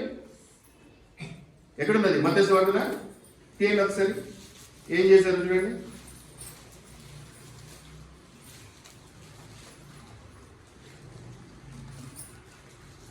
2వ అధ్యాయం మొదటి చూస్తే, రాజైన హేరోదు దినములందు యూదయ దేశపు బెత్లెహేములో యేసు పుట్టిన పిమ్మట ఇదిగో తూర్పు దేశపు జ్ఞానులు యెరూషలేమునకు వచ్చి, యూదుల రాజుగా పుట్టిన వాడు ఎక్కడ ఉన్నాడో తూర్పు దిక్కున మేము ఆయన నక్షత్రము చూసి ఆయనను పూజించమని చెప్పి హేరోదు రాజు సంగతి వినినప్పుడు అతడును అతనితో ఉన్న యెరూషలేము వారందరూ కలవరపడి వాళ్ళు డిస్టర్బ్ అవడం ఎంతో నష్టానికి దారి తీసింది కదా, పిల్లలు చనిపోవడానికి దారి తీసింది. కాబట్టి రాజు ఈ విధంగా చెప్తూ వచ్చాడు. దాని అంతా చదువుకోండి. ఆ జ్ఞానులు రాజు చూడండి, అంతటా హేరోదు పిలిచి మీరు వెళ్ళి కనుక్కొని రా, నేను వెళ్ళి మళ్ళీ తర్వాత ఆయన పూజించలాగా ఆ ఇన్ఫర్మేషన్ నాకు పాస్ చేయండి అన్నారు. అయితే వాళ్ళు అయితే బెత్లెహేమునకు వర్తమానం రాజు మాట విని బయలుదేరి పోవచ్చుండగా 9వ వర్షంలో ఇదిగో తూర్పు దేశంలో వారు చూసిన నక్షత్రం ఆ శిశువు నేను చోటికి మీదుగా వచ్చి నిలుచు వరకు వారికి ముందుగా నడిచాను. ఇదే సిచ్యువేషన్ మొదటి నుంచి ఫాలో అయితే నష్టం జరిగేది కాదు, రాజు ఇంటర్ఫియరెన్స్ ఉండేది కాదు, ఆయన చిన్న పిల్లలు చనిపోయే అవకాశం ఉండేది కాదు. కాబట్టి నువ్వు ఎంతో జ్ఞానవంతురాలు అనుకుంటావు, కానీ కొన్నిసార్లు నువ్వు తీసుకునేటువంటి తప్పుడు నిర్ణయం వల్ల అది నీ కంటికి తప్పుగా కనిపిస్తుంది. నువ్వు అనుకుంటావు నేను నిజమే చేశాను, నాకు అట్లా అనిపించింది మరి అని అంటావు నువ్వు. కానీ నువ్వు నష్టపోయే పరిస్థితి ఎంతగా వెళ్ళిపోతుందంటే ఇక నువ్వు జీవితంలో మళ్ళీ కోలుకోలేవు. అది జరిగిన నష్టాన్ని ఎవరు పూడ్చలేరు, అటువంటి స్థితిలోకి వెళ్ళిపోదు. అందుకని నువ్వు చాలా జాగ్రత్తగా ఉండాలి అనేది ఇక్కడ మనం గమనిస్తున్నాం. వాళ్ళు అత్యానంద భరితులే ఇంటిలోనికి వచ్చి ఇవన్నీ మీరు గమనించండి. కానీ ఇక్కడ చూస్తే మీరు మరి నా శిశువును చూసి చూడండి, ఇక్కడ 11వ వచనం 10-11వ వచనాలు కలుస్తున్నాయి. తల్లి అయిన మరియను ఆ శిశువును చూచి ఇంటిలోనికి వచ్చి శిశువును చూచి చూడండి, చూచి వచ్చి సాగిలపడి వినయం చూపించి, మేము జ్ఞానమైనటువంటి ఒక అధికార దర్పం కానీ లేదు నీకు, కొంచెం ఏదైనా పాస్ అయితే దొరకదు, గర్వం వచ్చేస్తుంది ఆటోమేటిక్. వీళ్ళు ఏం చేశారు? సాగిలపడి అంటే తగ్గించుకొని వెళ్ళడం. ఇంకా ఏం చేశారు? ఆరాధించడం. పూజించడం అంటే ఇస్ నథింగ్ బట్ వర్షిపింగ్. వచ్చి చూచి సాగిలపడి ఆరాధించడం అంటే ఒక క్రైస్తవుడు, విశ్వాసి మందిరానికి వస్తే వచ్చి దేవుని మందిరాన్ని చూసి దేవుని చూచి సాగిలపడి ఆరాధించి ఇంకేం చేయాలట? పెట్టెలు విప్పి. పెట్టెలు ఇస్ నథింగ్ బట్ నీ హృదయం. నీ హృదయాన్ని విప్పి, విలువైన నీ హృదయాన్ని, విలువ కలిగినటువంటి హృదయాన్ని, విరిగి నలిగిన నీ హృదయాన్ని దేవునికి సమర్పించాలి. Is nothing. ఆదివారం ఆరాధనలకి జస్ట్ 2కిగా ఈక్వల్ గా చెప్తూ ఉన్నాను నేను. ఒక విశ్వాసి దేవుని మందిరానికి వచ్చి దేవుని చూచి దేవుని దర్శనం కలిగి ఉండి మోకరించి విధేయత చూపించి దేవుని ఆరాధించి దేవుని పూజించి తన హృదయమును విప్పి తన హృదయాన్ని దేవుని ముందు పరచాలి. రావడమే భాగ్యమైపోయింది విశ్వాసులు ఈరోజు. ఈ పని చేయడానికంటే నేను అసలు రాదేమో. దయచేసి జ్ఞాపకం పెట్టుకోండి ప్రేమ దేవుని. జ్ఞానులైనటువంటి వారు తమ తప్పుడును సరి చేసుకోవడం ద్వారా వాళ్ళు దేవుని చూడగలిగినారు. ఆ దర్శనాన్ని బట్టి వాళ్ళు దీవించబడగలిగినారు అనేది నేను మీకు తెలియజెప్తా ఉన్నాను. ఏం దీవింటారు మీరు గమనించండి. ఇంకేమంటారు? బంగారం సామాన్లు తర్వాత ఏ రోజునందుకు వెళ్ళవద్దని ఒకటి చూడండి. వెళ్ళవద్దని అంటే నేనేమంటున్నానంటే ఏవైతే జరగవలసి ఉన్నాయో వాటిని బోధించడం మొదలెట్టాడు దేవుడు. సొంత జ్ఞానాన్ని వదిలిపెట్టారు కాబట్టి ఇప్పుడు దేవుడు బోధించడం మొదలుపెట్టాడు. ఏమని? వెళ్ళవద్దని తమ దేశమునకు తిరిగి వెళ్ళిరి. వారు వెళ్ళిన తర్వాత ఇదిగో ప్రభు దూత స్వప్నమందు యోసేపునకు ప్రత్యక్షమై కాదు ఇక్కడ మీరు మళ్ళీ చూస్తే తర్వాత హేరోదునొద్దకు వెళ్ళవద్దని స్వప్నమందు అమ్మా తాము ఎప్పుడైతే సరి చేసుకున్నారో మొదట మేము తప్పు చేసామన్న విషయాన్ని వాళ్ళు గ్రహించగలిగినారు. దర్శనంలో స్వప్నంలో అంటే వారికి దేవుడి దర్శనం, దేవుని యొక్క మాట తెలియజేయడం జరుగుతూ ఉంది. దేవుడే దగ్గరుండి తోడని నడిపించడం జరుగుతూ ఉంది. ఇక్కడ మీరు ఇంకొక చిన్న తేడా మీరు గమనించగలుగుతారు. మరియ లాంటి వాళ్ళకు కూడా ఎవరు ప్రత్యక్షమైనారు? దేవుని దూత. గొల్లలకు ఎవరు ప్రత్యక్షమైనారు?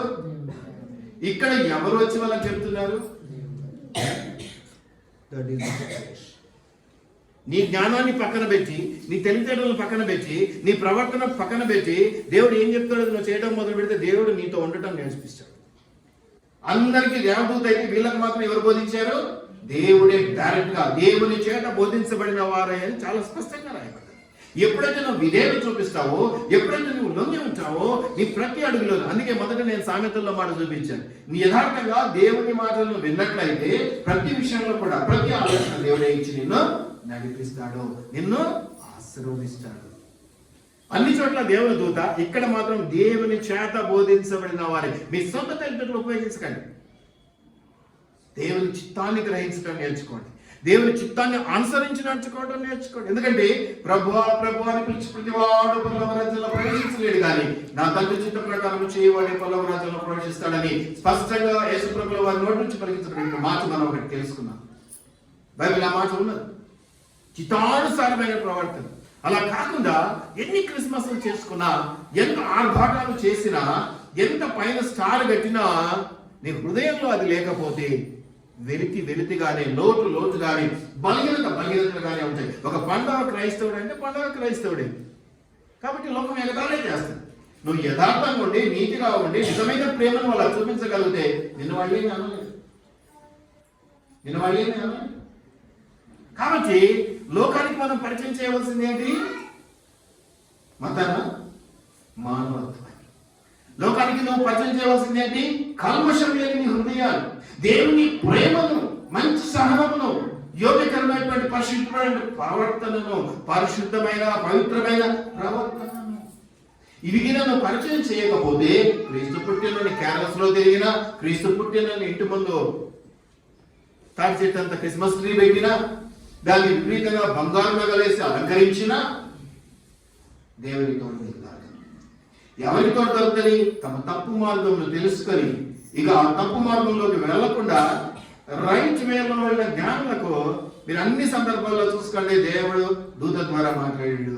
ఇక్కడ మాత్రం దేవునితో బోధ, దేవుని చేత చెప్పబడి ఆ స్థితి నీకు రావాలంటే దేవుని ప్రేమను అంగీకరించాలి, దేవుని తోడును అంగీకరించాలి, దేవుని మాటను అంగీకరించాలి. అది నీకు నచ్చినా నచ్చకపోయినా, నీ కంటికి ఇంపుగా ఉన్నా ఇంపుగా ఉండకపోయినా, చెప్పుకున్నాడు రంగు, రుచి, వాసన అవేవి నీకు నచ్చకపోయినా అది దేవుని మాట అయినప్పుడు నువ్వు అంగీకరించి తినవలసినది.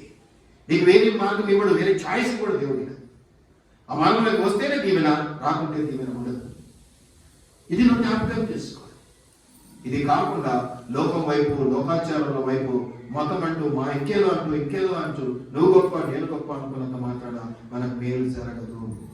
మనం దేవుని ప్రేమను ప్రకటిస్తూ, ఇతరులకు సహాయం చేస్తూ, వారి మంచి చెడ్డ విషయంలో మన ప్రేమ ఏంటో, మన సహనం ఏంటో మనం ఏది ఇవ్వగలుగుతామో చేతనైనంత, చేత కాంతి బరువును ఎత్తివేసుకోమని నేను చెప్పట్లేదు, కానీ చేతనైనంత మనం చేస్తూ పోతే మనం దీవించబడతాం. వాళ్ళ దృష్టిలో మంచులో అనిపించుకుంటామని నేను అనడం లేదు, కానీ ఎవరో మంచులు అనట్లేదు కాబట్టి మనం చెడ్డగా మారిపోదామని మాత్రం అన్నాను. జ్ఞానులు మార్పు చెందారు, గొల్లలు ప్రచురించారు. మరియా నిబద్ధతతో, నిష్ఠతతో అంగీకరించింది. అది తనకు కీడు, అది తనకు ఇబ్బంది, తనకు అవమానం, బంధువులు ఎదుట, స్నేహితులు ఎదుట, అందరి ఎదుట. కన్యక గర్భం అంటే ఆ రోజుల్లో వ్యభిచార నేరం కింద రవతో కొట్టి సమేటువంటి చట్టాలు ఉండినాయి మోషే ధర్మశాస్త్ర ప్రకారం. అవన్నీ తెగించి ఒప్పుకున్నది కాబట్టి, ఏది జరిగినా దేవుని కొరకు నేను చేయగలను అన్న భరోసాతో నిలబడింది కాబట్టి ఈరోజు మరియను కూడా మనం గొప్పగా అనుకోగలుగుతున్నాం. దయచేసి జ్ఞాపకం పెట్టుకుని ప్రేమైనటువంటి దేవుని బిడ్డలారా, అనేక అంశాలను నేను ముందుకు తీసుకొని వస్తూ ఉన్నాను. దేవుని గైడెన్స్ తో, దేవుని తోడంటే జ్ఞానులు ఏమనాలి? అది గాడ్స్ గైడెన్స్ అన్న, దేవుడు గైడెన్స్ ఇస్తున్నాడు అనమాట. ఇలా చేయండి, అలా చేయండి. నీకు అవసరం లేదా? నీ జ్ఞానం చాలా? దేవుడి గైడెన్స్ అవసరం లేదా? మరి దేవుడి గైడెన్స్ కావాలి. నా గైడెన్స్ కావాలంటే నాకు ఇష్టమైన నా దగ్గరికి వస్తే కదా నేను గైడెన్స్ ఇవ్వగలను. నన్ను ప్రేమిస్తే నా మాట మీద నమ్మకం పెట్టుకుంటే కదా నేను గైడెన్స్ ఇవ్వగలను. అలా లేకపోతే నాకు గైడెన్స్ ఎలా ఇవ్వగలుగుతాం? ఇష్టం కూడా మీకు అది వంటపడుతుందా? మీరు నమ్ముతారా? అలా వెళ్ళాలి, మీకు ఏం జరుగుతుందంటే చేస్తారా? చేయరు కదా. ఇది మీరు జ్ఞాపకం పెట్టుకుంటే మీరు దీవించబడ్డారు. కాబట్టి గొల్లల విషయంలోనే కానివ్వండి, జ్ఞాన విషయంలో కానివ్వండి, మనం ఒకటి జ్ఞాపకం చేసుకోవాలి. దేవుని ప్రేమను, ఆ నిరీక్షణను, ఆ సంతోషాన్ని ఎప్పుడు కూడా మనం పోగొట్టుకోకూడదు. దేవుని కృపలో మనం ఎదుగుతున్నాం కాబట్టి దేవుని నిబద్ధతతో కూడా మనం ఎదగాలి, ఆ విశ్వాసంలో కూడా మనం ఎదగాలి అనేది నేను మీకు చెప్తా ఉన్నాను. చివరిగా మళ్ళీ ఒక మాట ఏంటంటే, దేవుని ప్రేమతో పాటు, నిరీక్షణతో పాటు, సంతోషంతో పాటు క్రైస్తవ్యంలో మూలమైనటువంటి మెట్లు ఏంటంటే సర్వీస్. ఎంతసేపు నాకేం దొరుకుద్ది అనేది కాదట మనం ఆలోచన చేయాల్సింది. మనం చేస్తూ పోతే దేవుడు ఇస్తూ పోతాడు అనేది సత్యం అని నమ్మాలి. సర్వీస్, సేవ చేయడం. సేవ పేరు ఇంకోలో చేయడం కాదు, మంచి సేవ చేయడం. అంతేకాకుండా ఫర్గివింగ్నెస్, క్షమించే గుణాన్ని కలిగి, క్షమించే గుణాన్ని కలిగి ఉంటే మనం చక్కగా దీవించబడతాము. క్రిస్మస్ క్రిస్మస్ క్రిస్మస్ చేయండి.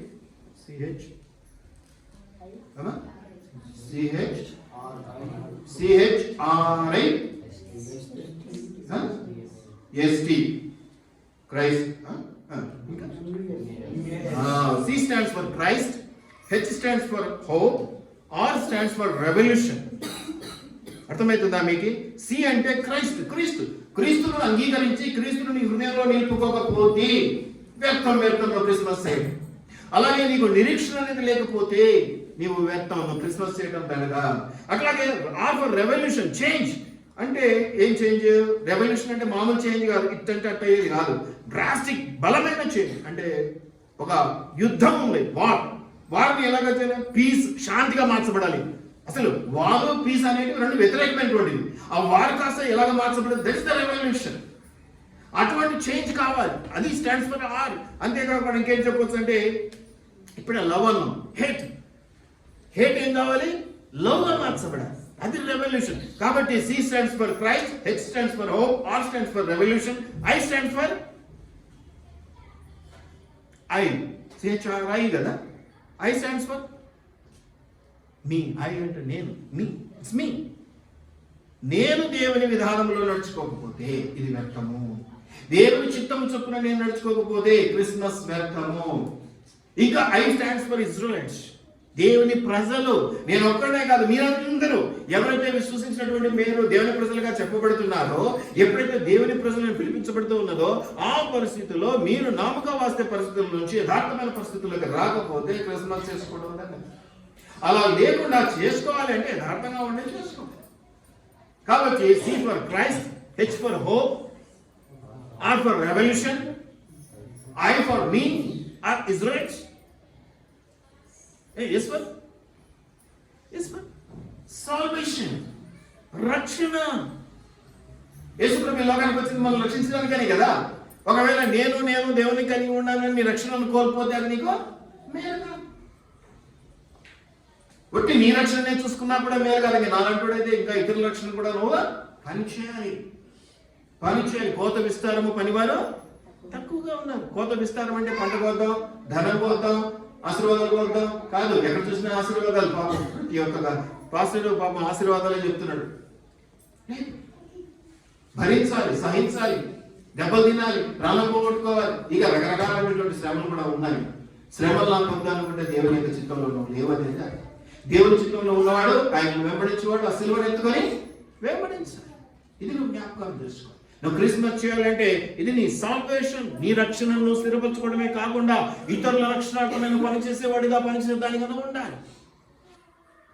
దాన్ని నేనేం గడపలేకుండా మందికి నేనేం గడుపుతానంటే అది వ్యర్థం. అలా చేయలేని పక్షంలో నిజ క్రైస్తవుడు కాదు. ఇక మరి క్రిస్మస్ ఎలా చేసుకుంటాం అది నీకే తెలుసు. కాబట్టి ప్రేమటువంటి దేవుడు మిగిలిన వీటిని టీ థ్యాంక్స్, సింపుల్. ఇన్ని జరిగినప్పుడు ఇంకేం చేస్తావు నువ్వు దేవునికి? T thanks for thanks. కృతజ్ఞతతో దేవునికి సమర్పణ జీవితాన్ని కలిగి ఉండి పండుగ చేసుకుంటే నువ్వు నిజమైన క్రైస్తవుడు. కృతజ్ఞత స్వభావం లేకుండా ఏదో పండగ కొత్త బట్టలు కట్టుకోవాలి, కొత్త తిండి తినాలి, కొత్తగా ఉండాలి నువ్వు అనుకుంటే వేస్ట్, అలా వెళ్తాం. కాబట్టి వాటిని జ్ఞాపకం చేసుకోండి. M stands for Mary. Mary అంటే ఉల్లాసంగా, సంతోషంగా. ఏ స్టాండ్స్ ఫర్ అడోరేషన్ అంటే మంచి ఆరాధనాపూర్వకంగా. ఎస్ స్టాండ్స్ ఫర్ ఇప్పుడు చెప్పింది సాల్వేషన్ విషయంలోనే, సేవ్ అదర్స్, ఇతరులను కూడా రక్షించడానికి. వీటిని నువ్వు గమనించుకుంటే నువ్వు నిజంగా క్రిస్మస్ చేసుకోవచ్చు. వీటిని గమనించుకోకుండా యథార్థంగా ఉండకుండా ఏదో చేస్తున్నామంటే ఉంటున్నాం అనే విధంగా నీ ప్రవర్తన ఉంటే ఈ క్రిస్మస్ అంతా కూడా వ్యర్థం అనేది నేను మీకు జ్ఞాపకం చేస్తూ ఉన్నాను. కాబట్టి మనం ఎటువంటి క్రిస్మస్ చేసుకున్నాం? యథార్థంగా ఉండి, యథార్థమైన క్రిస్మస్ లో మార్పు లేదండి. క్రిస్మస్ మంచిది, కానీ చేసుకునే విధానంలో మార్పు ఉన్నది. యథార్థమైన ప్రవర్తనతో నిజ క్రైస్తవుడుగా, దేవుని బిడ్డగా, విశ్వసించినటువంటి వాడిగా, నీ యొక్క నిరీక్షణను కొనసాగించేవాడిగా, ఇతరుల రక్షణార్థమే పనిచేయవాడిగా, ఇతరులకు ప్రేమను పంచేవాడిగా ఉన్న క్రిస్మస్ చేసుకున్నట్లయితే అది నిజమైన క్రిస్మస్. ఇప్పుడు క్రిస్మస్ చేసుకున్నామా? లోక క్రిస్మస్ చేసుకున్నాం. లోక క్రిస్మస్ అంటే మంచి బట్టలు, మంచి కటింగ్. ఎన్నడూ జుంపాలు వేసుకొని తిరిగిన వాళ్ళు కూడా క్రిస్మస్ ముందు రోజు పోయి మంచి ట్రిమ్గా కట్ చేయించుకొని వస్తారు, అందంగా కనపడాలి కదా.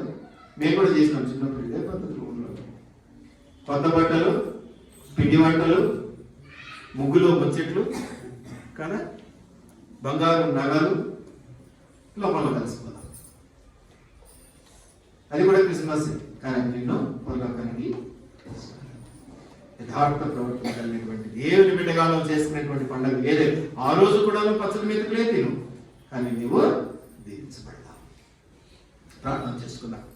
తండ్రి నీకు వందనాలు, కృప కలిగినటువంటి దేవా నీకు వందనాలు. లేదా 2-3 ఉదాహరణల ద్వారా మళ్ళీ మేము ఒకసారి సరి చేసుకునే ప్రయత్నంలో వీటిని జ్ఞాపకం చేసుకున్నాం. దయగల దేవుడు, కన్నగల దేవుడు, రాజు, రక్షకుడు, ప్రభా నీకే వందనాలు. అద్భుతమైనటువంటి దేవుడు, ఆశ్చర్యమైనటువంటి మా తల్లిలైన నీకే స్తుతులు, స్తోత్రాలు. ప్రత్యేకంగా ఈ క్రిస్మస్ సందర్భంగా ఏ కన్ఫ్యూజన్, ఏ డిస్టర్బెన్సెస్ లేకుండా నిన్ను సంపూర్ణంగా విశ్వసించి నీ ప్రేమలో నిలబడి చక్కగా ప్రభావ హెజిటేషన్స్ లేకుండా నీ స్వార్థను ప్రకటించే వారిగా మేము ఉండుటకును, చక్కటి యథార్థ ప్రవర్తన కలిగి ప్రభావించి ప్రతి వాడులాగా మేము ఉండకుండా నీ చిత్తము నెరవేర్చు బిడ్డలుగా ఉండి నీ పనులకు జ్ఞానం చేత నింపబడినటువంటి వారిగా పర్లోక రాజ్యంలో ప్రవేశించే వారిగా మేము ఉండటం ధన్యతని, అతి వారిగా ఉండి మేము ఈ క్రిస్మస్ జరుపుకోవాలని మేము ఆశపడుతూ ఉన్నాం. ఈ కృపలో వీటిని మాకు సహాయంగా ఇచ్చి మహిమ పొందమని నజరుడైన యేసు నామములో అడిగి వేడుకొని ప్రార్థిస్తూ ఉన్నాం మా పరలోకపు తండ్రి. ఆమేన్, ఆమేన్, ఆమేన్. దేవునికి వందనాలు. తండ్రి నీకు వందనాలు. ప్రభా నీకు వందనాలు.